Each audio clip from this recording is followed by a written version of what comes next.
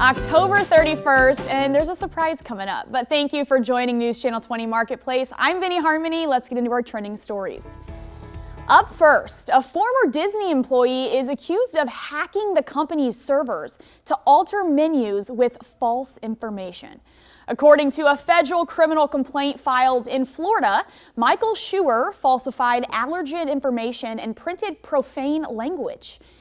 The complaint does not name Disney. However, a lawyer representing the suspect in the case confirmed to CNN that Disney is the company involved.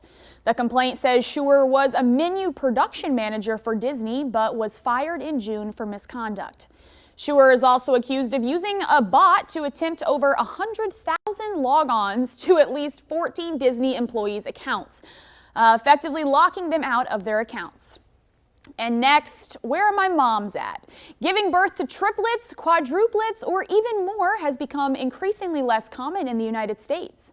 According to a report published today, by the Centers for Disease Control and Prevention, the rate of births of multiples in the U.S. declined 62% between 1998 and 2023. I wonder why. It's interesting.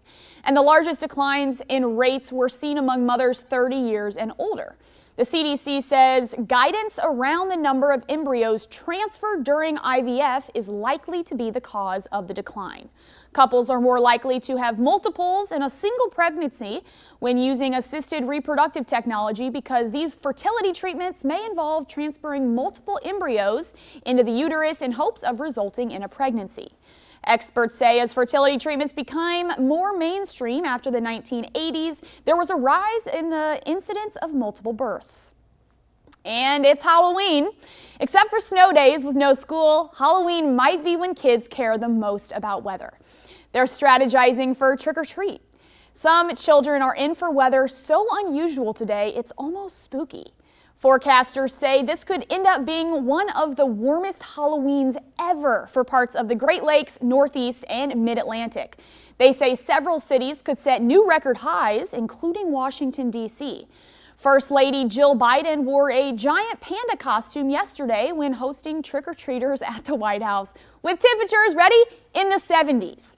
Meanwhile, the weather in Des Moines, Iowa is why kids there get to trick-or-treat on Halloween today for the first time since 1938. The metro area usually holds what's called Beggar's Night on October 30th, but this year it's on the 31st. Officials say they were worried about yesterday's storms. And finally, an ultra-rare coin just nabbed a history-making sum at auction. Not for what it has, but for what it doesn't have.